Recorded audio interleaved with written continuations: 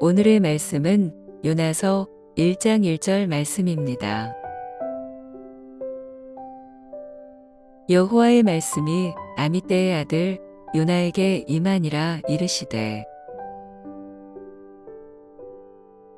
저도 오늘 이 말씀 가지고 그리고 계속해서 말씀하시는 주님이라는 제목으로 함께 말씀 나누겠습니다. 여러분, 저희들 요나라는 선지자가요, 어제 구약 성경에서 차지하고 있는 위치를 보았습니다. 그냥 어떤 한 니느웨라는, 어떤 아수르의 니느웨라는 도시의 백성들만을 구원시키기 위한 복음의 차원을 넘어서 하나님께서는 북이스라엘의 중흥기, 하나님의 백성들에게 마지막 기회를 주시고요, 그 요나를 통해서 다시금 이제 그들을 채찍으로 훈계하는 그 하나님의 그런 계획을 이루는 도구로 지금 이 사건을 쓰고 계시다는 것을 함께 살펴보았습니다. 그리고 오늘은 두 번째 시간으로서요, 어제는 분명히 요나서가 굉장히 특별한 것이 접속사로 시작하고 있는 그 선지서다라는 말씀을 드렸는데요, 어제 그 말씀드렸던 그 접속사, 요나서의 문을 열었던 접속사는 그러나 이제라는 접속사였습니다. 그런데요, 이 접속사는요, 한 가지의 번역이 더 가능합니다. 그래서 그것을 이렇게 다른 접속사로 한 번 더 번역할 수 있다는 거예요. 그럼 저에게 그렇게 물을 수 있겠죠. 하나만 하셔야 되는 거 아니겠냐고. 그런데요, 여러분, 우리가 성경에서 경외하다라는 표현을 보면요, 경외하다라는 표현은 언제나 하나님을 향한 두려움과 그분을 향한 최고의 존경심이 공존하는 표현입니다. 그래서 저희가 이 히브리어는 약간 헬라어랑은 다른 게 뭐냐면 굉장히 고어예요. 고어는 그 하나의 단어에 많은 의미를 담고 있습니다. 그래서 히브리어와 헬라어를 공부할 때 보면요, 히브리어는 문법이나 단어나 이런 걸 공부할 때는 쉬워요. 사람들이 쉬운 줄 압니다. 그런데 이 고어여서 문법이나 이런 게 쉬운 거지 막상 문장 안으로 들어가면 굉장히 쉬웠는데 도저히 읽을 수 없는 언어가 되는 것이 히브리어거든요. 근데 헬라어는 문법이 굉장히 복잡합니다. 그래서 문법이나 이런 모든 것들을 많이 공부하다 보면 시간이 많이 가서 거기서 포기하는데, 거기를 넘어서고 신약 성경 안으로 들어가면 그래도 헬라어는 히브리어보다 그 구문 안에선 쉽습니다. 근데요, 히브리어는 실제로 이렇게 그 단어가 가지고 있는 의미들을 풍성히 공부하게 되면 그것을 통해 더 많은 의미들을 저희들에게 다가오게 할 수 있다는 것입니다. 그래서 이 두 번째 접속사도 오늘 저희들이 이 말씀, 그리고 요나서가 차지하고 있는, 요나 선지자가 차지하고 있는 그 위치상으로 살펴볼 때는 문맥상 아무런 문제가 없다는 것입니다. 그 문맥을 그대로 이어가고요, 그 의미들을 우리들이 또다시 한 번 더 깊이 받아들일 수 있다는 거지요. 제가 그래서 그 다른 번역이 가능한 접속사의 의미를 넣어서 1절 한 번 더 읽어보겠습니다. 그리고 계속해서 여호와의 말씀이 아미떼의 아들 요나에게 임하니라. 아멘. 그리고 계속해서라는 접속사는 어제의 그러나 이제와 같은 맥락으로 이해할 수 있습니다. 이스라엘의 중흥기가 이제는 끝났다는 것을, 그래서 내가 이제 채찍을 들겠다는 것을 요나를 통해 다시 말씀하시기 위해서 요나를 부르셨던 것처럼, 이것이 어떤 그 중흥기, 이제는 잘 될 거야 라는 여로보암 2세를 세웠던 그 나라를 부강하게 만들었던 그 예언으로만 끝나는 것이 아니라 또다시 요나를 불러서 계속해서 말씀하셨기 때문입니다. 그래서 하나님께서 계속해서 말씀하신다는 차원에서는 그리고 계속해서 말씀하셨다로 이해할 수 있는 것이고, 그 내용의 차원으로 봤을 때 지금은 세워주지만 이제는 채찍으로 칠 거야 라는 그 하나님의 마음이 변하는 차원에서 그 말씀의 내용 안으로 들어갔을 땐 그러나 이제 여호와께서 말씀하셨다라고 우리들이 이해할 수 있다는 것입니다. 그래서 그 백성들을 향해서 계속해서 말씀하신다는 이 두 번째 표현에서 우리들이 생각해 보자면, 첫 번째로 생각할 수 있는 것이 무엇이냐면, 하나님께서는 이처럼 그분의 백성들을 향해서 언제나 말씀으로 역사하신다는 것입니다. 그래서 가장 먼저는요, 하나님의 모든 역사의 차원들이 다 그 곳곳에 속속들이 말씀으로 움직이심을 볼 수 있는 게, 창세기 1장 1절과 3절을 보면요, 태초에 하나님이 천지를 창조하시니라, 하나님이 지금부터 무엇을 하실 것인가에 대해서 딱 말하잖아요. 그리고 3절에 말합니다. 하나님이 이르시되, 말씀하신다는 뜻이죠. 빛이 있으라 하시니 빛이 있었고 아멘. 여러분, 빛이 있으라 하시니 빛이 있었다, 말씀하신 거잖아요. 특별히 어떤 빛이라는 걸 막 우리가 손으로 빚지 만든 게 아니라, 하나님께서는 이 행위가 아닌 말씀을 통해 지금 이 세상을 창조하셨습니다. 지금 그것을 보여주고 계세요. 아무것도 없던 그 무의 상태에서 이 유의 상태로 말씀으로 그 모든 것들을 존재하게 만드셨다는 것이죠. 근데 우리들이 너무도 잘 알고 있듯이 이 말씀의 위치에 성경은 예수 그리스도를 세우고 있다는 것을 우리는 알고 있습니다. 그래서 골로새서 1장 16절과 17절의 말씀을 보면요, 그의 능력으로 하늘과 땅에 있는 모든 것과 눈에 보이는 것과 보이지 않는 것과 모든 권세와 지위, 주권, 능력이 생겨났습니다. 이 모든 것들이 말씀을 통해 지어졌다는 거죠. 이 모든 것이 그리스도에 의해 창조되었으며 또 그리스도를 위해 창조되었습니다. 그리스도는 모든 것이 생기기 전에 이미 계셨으며 이 세상 모든 만물이 그분에 의해 유지되고 있습니다. 아멘. 여러분 어떻습니까? 지금 이 골로새서의 말씀을 보면요, 창조 때 태초부터 하나님과 함께 계셨던 말씀이신 그 예수 그리스도께서요, 이 모든 창조 사역의 주체적인 역할을 감당하셨다는 것을 말해주고 있어요. 우리가 지금 알고 있듯이 모든 것을 말씀으로 창조하셨기 때문입니다. 그런데 지금 보면 어떻습니까? 말씀으로 창조가 됐고요, 마치 요나에게도 지금 그리고 계속해서 말씀하시고 또 말씀하시는 것처럼 이 세상 모든 만물이요, 그분에 의해 창조만 된 것이 아니라 지금 이 순간에도 그 주님의 말씀을 통해 예수 그리스도의 역사를 통해 이 세상이 유지되어 가고 있다고 말한다는 거예요. 그리고 또 어떻습니까? 욥기 38장 1절을 보면요, 그때 여호와께서 폭풍우 가운데서 욥에게 말씀하여 이르시되 아멘. 이처럼 욥에게는요, 폭풍 가운데서 말씀하셨어요. 무엇입니까? 세상의 창조부터 우리들의 삶의 모든 영역들, 그리고 삶의 모든 순간 속에서 하나님은 우리에게 계속해서 말씀하고 계시다는 거예요. 마치 삶의 모진 풍파 속에서 살아가고 있는 저희들에게 인내의 말씀을 주시고 그 인내의 말씀을 붙들고 우리 삶의 폭풍 속에서도 여전히 주님을 붙들고 주님의 마음을 깨달으며 살아갈 수 있도록 하나님은 역사하신다는 것입니다. 그리고 열왕기상 19장 11절에서 12절을 보면요, 여호와께서 산에 서라 하시더니 여호와께서 지나가시는데 여호와 앞에 크고 강한 바람이 산을 가르고 바위를 부수나 바람 가운데 여호와께서 계시지 아니하며 바람 후에 지진이 있으나 지진 가운데에도 여호와께서 계시지 아니하며 또 지진 후에 불이 있으나 불 가운데에도 여호와께서 계시지 아니하더니 불 후에 세미한 소리가 있는지라. 아멘. 여러분, 지금은 어떤 역사입니까?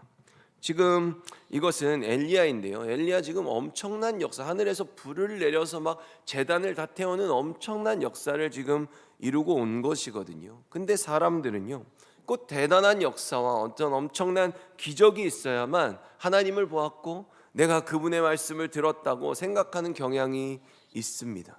그런데 이 본문은 어떻습니까? 강한 바람이 산을 가르고 바위를 부수고, 한번 상상해 보세요. 엄청나지 않습니까? 바람이 막 그 정도로 막 산을 부술 정도면 얼마나 엄청나고 두려운 바람이겠어요. 그리고 지진이 일어났대요. 막 땅이 갈라지고 있어요. 근데 그 대단한 역사 속에 여호와께서 계시지 않았다라고 말하고 있어요.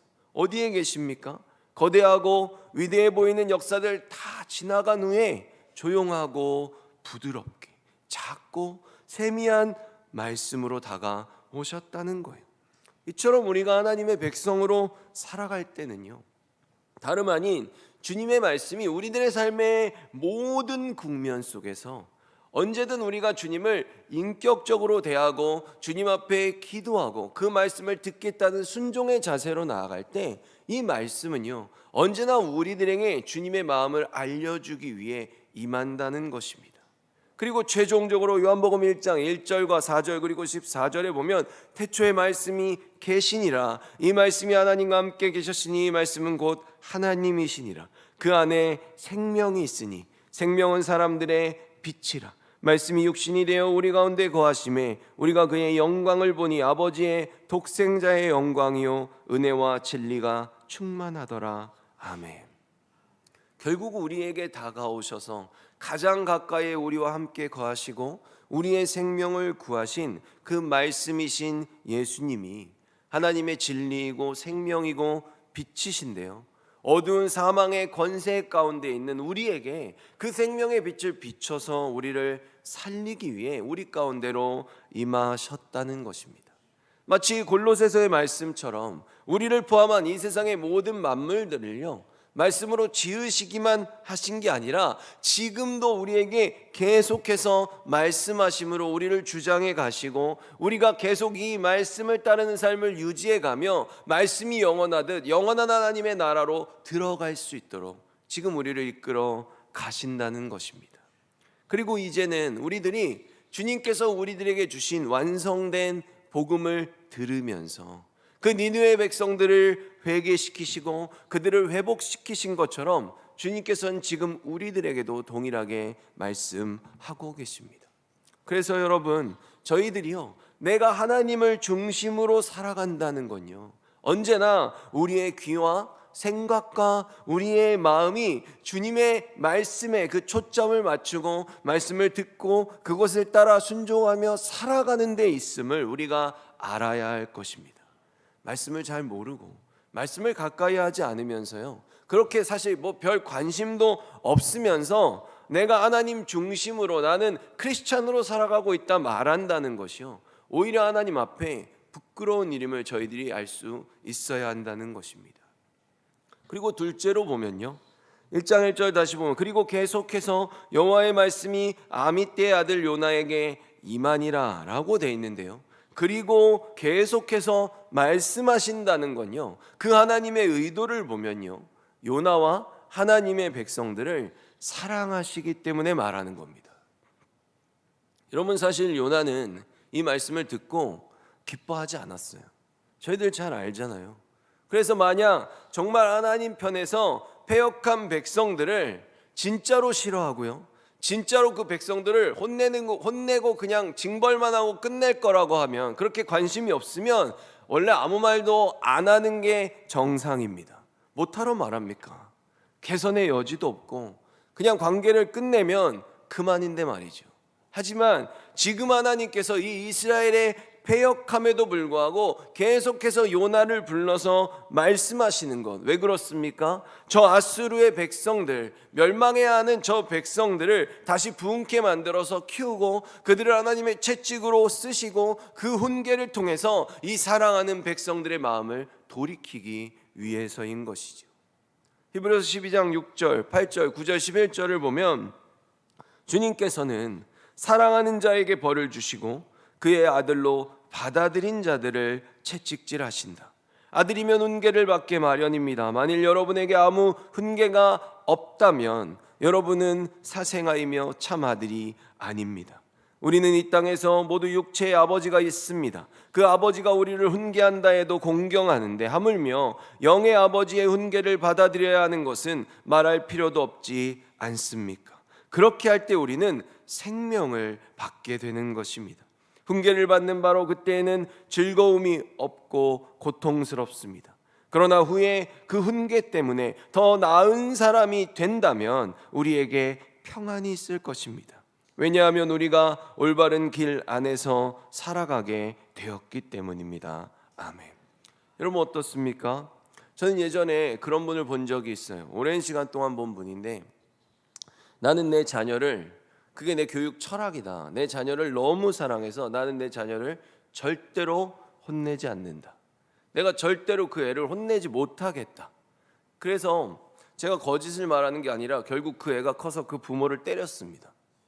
여러분, 이야기를 잘 들어주고 선물도 주고 지켜주고 언제나 편들어주고 감싸주고 다 사랑의 표현일 수 있어요. 그런데 정말로 사랑하면 나를 차라리 내가 맞지라는 생각이 들거든요. 근데 가슴이 아파도 잘못된 길을 갈 땐 자녀를 훈계하는 것도 부모의 사랑인 것입니다. 어떻습니까? 만약 우리가 아무리 너 저쪽으로 절대로 가면 안 돼, 너무 위험해 라고 말을 하는데 애들이 이렇게 그 교차로로 만약에 차들이 달리는데 걸로 우리 애가 뛰어요. 그럼 여러분들 어떻게 하시겠습니까? 그 애를 우리가 어떻게 안 붙들겠어요? 그러면 부모가 아니지요. 바로 이런 연유고 이런 이치입니다. 지금 성경을 통해 말씀하고 계시는 거예요. 분명히 훈계를 받을 땐 즐거움이 없고 고통스럽다고 말하고 있습니다. 왜 이렇게 하시는 겁니까? 우리가 그분의 거룩하심을 담게 하기 위해서라고 말하잖아요. 여러분, 우리가 거룩합니까? 우리가 완벽합니까? 우리가 예수님을 믿는다 그래서 우리가 하나님 앞에 언제나 부끄러운 행동을 한 번도 하지 않습니까? 그렇지 않아요. 하나님께서는 우리들에게 그분의 거룩함을 담게 하기 위해서 때로는 훈계하고 달래지만 채찍질을 하시면서라도 우리를 주님의 형상으로 깎아가기 위해서, 우리를 거룩한 삶으로 인도하기 위해서 역사하신다는 것입니다. 그래서 지금 이스라엘을 때릴 외초리로 아수르를 세우시는 거예요. 그 고통스럽다 그러잖아요. 즐겁지 않다 그러잖아요. 그 고통스러운 연단의 과정을 통해서 그 말씀으로 그 백성들을 거룩하게 깎으시겠다고 지금 말씀하시는 것이죠. 근데 여러분, 여기에 더 있습니다. 무엇이 있습니까? 그 훈계가 끝난 후의 결과도 말해주고 있잖아요. 그 훈계가 끝나서 우리가 정말 하나님이 깎으셔서 더 주님 앞에 나은 사람이 되면 그때 그 삶에 우리들에게 참된 평안이 임한다라고 말하잖아요. 결국 여러분, 누가 좋다는 겁니까? 우리들 부모님들이 애들 혼낼 때 꼭 얘기하잖아요. 이거 다 너 좋으라고 하는 거야. 근데 지금 말씀에서 똑같이 얘기하고 있어요. 이 채찍을 맞은 이스라엘의 유익을 위해서. 그들의 육신은 힘들고 아플지 모르겠지만 기필코 사랑하는 자녀의 그 생명은 내가 꼭 구원하고야 말겠다는 하나님의 의지이고 하나님의 마음이 지금 이 훈계를 통해 드러난다는 것입니다. 바로 이런 구원에 대한 모든 일들이요, 지금 그리고 계속해서 말씀하심으로 이루어져 가는 것입니다. 접속사의 얘기는 여기까지 하고요. 그리고 이제 요나서 1장 1절을 통해 드러나는 이 요나의 모습을 보면요, 이 요나가 선지자로서 굉장히 특별한 것은 무엇이냐면, 여러분 대부분의 선지서들은요, 선지자가 전하는 말씀 자체의 내용을 다루고 있습니다. 그렇죠? 호세아나 아모스도요, 그들이 전하는 복음 자체를 다루고 있어요. 근데 지금 요나서가 선지자로서 굉장히 특별한 위치를 차지하는 게 뭐냐면요, 요나는요, 요나라는 개인의 이야기를 얘기하고 있어요.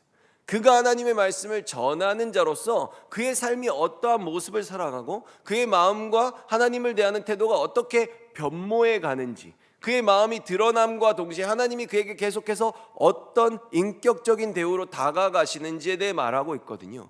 요나의 인생에 굉장히 이 선지서임에도 불구하고 말씀이 집중되어 있다는 것입니다. 무슨 얘기를 하냐면요, 이 요나는요, 그의 삶에 그가 이렇게 한 발자국 한 발자국 밟는 그 단계와 스텝들이 굉장히 예수님을 많이 닮아 있다는 것입니다. 그가 하나님께 불평하고 도망치는 모습을 말하는 게 아니에요. 그의 출신, 그리고 그가 물고기 뱃속에 빠져서 들어갔을 때요, 요나는요, 내가 죽었다고 고백합니다. 그러고 나서 며칠 만에 나옵니까? 3일 만에 다시 살아나죠. 그러니까 죽었던 그가 3일 만에 다시 살아나서 니느웨에 가서 하나님의 복음을 전하고 그들이 그 복음을 통해 회개하고 일어서는 이런 그가 살아가는 그 단계의 모습들이 예수님을 굉장히 닮아 있다고 말하는 것이죠. 그리고 이것은 그냥 저의 주장이 아니죠. 마태복음 16장 4절을 보면 어떻습니까? 악하고 음란한 세대가 표적을 구하나 요나의 표적밖에는 보여줄 표적이 없느니라 하시고 그들을 떠나가시니라. 아멘. 이처럼 말씀이 육신을 입고 오신 예수님께서 유대인들이요 예수님에게 계속해서 표적을 요구해요. 그럼 여러분, 예수님이 유대인들이 계속 따라다니면서 표적을 보여달라고 요구할 때 예수님이 표적을 안 보여주신 겁니까? 그렇지 않죠. 지금 요한복음 21장 25절을 보면 어떻습니까? 충분한 대답이 여기에 있어요. 예수께서 행하신 일이 이 외에도 많으니 만일 낱낱이 기록된다면 이 세상이라도 이 기록된 책을 두기에 부족할 줄 아노라. 아멘. 예수님이 그 공생의 기간, 약 3년 반의 기간 동안 행하신 그 이적들을요 다 책으로 채운다면요 뭐라 그럽니까? 이 세상을 다 채워도 부족하다는 거예요. 예수님의 이적과 표적이 없었다는 게 아니죠. 근데 왜 자꾸만 표적을 보여달라 그러는 겁니까? 그들이 원하는 표적을 보이지 않기 때문이에요. 다윗 왕과 같은 권세로 로마를 무너뜨리고 그들 모두에게 한 자리씩 턱턱 주는 세상의 부귀영화를 가져다 줄 그 세상의 왕, 정치적 메시아로서의 표적을 보이지 않는다는 것이죠. 그러나 예수님께서 뭐라고 말씀하십니까? 요나의 표적 말고는 내가 너희들에게 보여줄게 없어 라고 말하는 것이죠. 당시의 그 세상 속에서 가장 악하고 가장 잔인하다고 악명 높았던 그 니느웨의 백성들조차도 하나님의 말씀을 듣고 너희들에게 회개하라 라고 했을 때 회개를 명하심으로써 그들이 회개하고 그들이 구원의 반열에 들었던 죄인이 의인이 되는 이 놀라운 기적과 같은 구원의 역사, 그 표적을 지금 말씀하시는 것입니다. 이처럼 요나의 사역은 저희가 앞으로도 살펴보겠지만 죄인에게 회개의 복음을 전해서 그들을 구원에 이르게 하는 그리스도의 사역을 굉장히 잘 대변해주고 있다는 것입니다. 그래서 요나의 삶이요 예수님과 많은 공통점을 갖고 있어요. 근데 1장 1절에 보면요 그 앞부분을 빼고 여호와의 말씀이 아미떼의 아들 요나에게 임하니라 이르시되 아멘. 이게 무엇이냐 하면요 요나의 예수님의 첫 번째 공통점이 여기서 등장하고 있어요. 그것이 바로 요나의 출신입니다. 열왕기하 14장 25절을 보면요 아미떼의 아들인 요나는 가드 헤벨 사람으로 예언자였습니다 라고 하고 있어요. 여러분, 가드 헤벨은 여호수아로부터 스불론 자손이 받은 기업입니다. 요나가 스불론 사람이었다는 얘기예요. 그러면 스불론으로 말하자면 스불론은 야곱의 10번째 아들이고요 레아에게는 6번째 아들입니다. 이 스불론의 뜻이 뭐냐 하면 거하다, 거주하다, 살다 라는 뜻을 갖고 있어요. 그래서 이 스불론을 야곱이 축복한 내용을 보면요 창세기 49장 13절에 스불론은 해변에 거주하리니 그곳은 배 매는 해변이라 그의 경계가 시돈까지리로다. 아멘.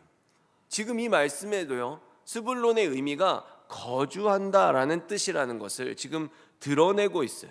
그리고 이런 스불론을 향해서 이 동일한 말씀을 이사야 선지자가 이렇게 받아서 그 말씀의 예언을 이어갑니다. 9장 2절을 보면 흑암에 행하던 백성이 큰 빛을 보고 사망의 그늘진 땅에 거주하던 자에게 빛이 비추도다. 아멘. 그리고 이 말씀이 예수님을 통해 이렇게 성취됩니다. 4장 15절과 16절 마태복음을 보면요 스불론 땅과 납달리 땅과 요단강 저편 해변길과, 이거 스불론한테 야곱이 예언했던 내용이죠. 이방의 갈릴리여 흑암에 앉은 백성이 큰 빛을 보았고, 지금 창세기의 예언이 15절에 나왔고 16절엔 이사야의 말씀이 나오는 겁니다. 흑암에 앉은 백성이 큰 빛을 보았고 사망의 땅과 그늘에 앉은 자들에게 빛이 빛이었도다 하였느니라. 아멘.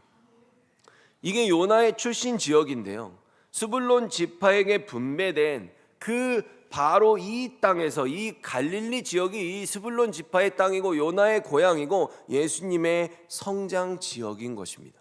그래서 주님의 대부분의 사역은요 바로 이 스불론과 납달리 지경의 해변에 있는 가버나움에서 거하시면서 일어났어요. 다시 말해 첫째로 요나와 예수님은 어린 시절에 같은 지역에서 성장했다는 거고요. 둘째로 예수님이 실제로 사셨던 1세기 당시에 갈릴리 지역에는요, 이방인들의 그 거주하는 그 비율이 50%를 넘었다고 전해지고 있습니다. 무슨 뜻입니까? 하나님께서 요나를 불러서 유대인과 이방인이 섞여 사는 그 갈릴리 땅에 큰 빛이신 예수 그리스도를 보내셨던 것처럼, 오늘 스불론 지파 출신인 요나를 불러서 이방인들 중에 이방인들인 그 아수르의 니느웨 백성들을 살리셨다는 거예요. 이처럼 요나와 예수님의 출신 지역과 또 그 살아생전에 했던 그 사역들이 지금 겹치는 모습들, 예수님과 요나의 첫 번째 공통점을 이 1절의 말씀을 통해 저희들이 볼 수 있다는 것입니다. 그래서 예수님께서는 말씀하신 거예요. 요나를 주님의 표적으로 드러내고 계신다는 것이죠. 그리고 결과적으로 이런 요나의 사역을 닮은 예수님들의 그 이방인들을 차별하지 않고 동일하게 말씀을 전하시고 그 생명을 다해 복음을 우리들에게 허락하심으로써 지금의 저희들도 이곳에 앉아 있을 수 있는 것입니다. 이 요나와 예수님의 사역의 그 연속성 속에 우리들이 들어 있다는 것이죠. 말씀을 맺겠습니다. 첫째로 접속사로 시작하는 요나서의 두 번째 번역에 대해서 나눠보았어요. 그리고 계속해서 말씀하셨다. 저희들은 하나님께서는요, 처음부터 나중에 이르기까지 시종일관 말씀을 통해 역사하신다는 것을 보았습니다. 둘째로 하나님의 말씀의 역사가 우리들에게요, 언제나 달콤하게만 다가오지 않는다는 거예요. 때로는 그 힘든 상황 속에서 강력한 채찍으로, 훈계의 말씀으로 우리에게 다가올 수 있습니다. 근데 그 목적이요, 우리를 혼내고 아프게 하고 즐겁지 않게 하는 게 아니라 우리를 깎아서 거룩하게 하심으로 더 하나님의 형상자 될 수 있도록 이끌어 가시는 거고요. 그 모든 훈계가 끝났을 때 우리에게 찾아오는 건 참된 평안이라고 말씀하십니다. 마지막으로 예수님께서 말씀하신 대표적인 표적이 요나의 표적인 것처럼 요나는 그의 삶이 예수님과 많이 닮아 있는 그 첫 번째 공통점을 살펴보았습니다. 여러분, 지금의 저희들도요, 하나님께서 우리들에게 지금도 계속해서 말씀하고 계십니다. 그러니 저희들 말씀을 많이 사모하길 원하고요, 주님의 사랑을 매일의 삶 속에서 누리고 받아가는, 그래서 우리도 언제나 올바른 길을 감해 참된 평안이 있는 인생을 살아가기를 예수 그리스도의 이름으로 축원합니다.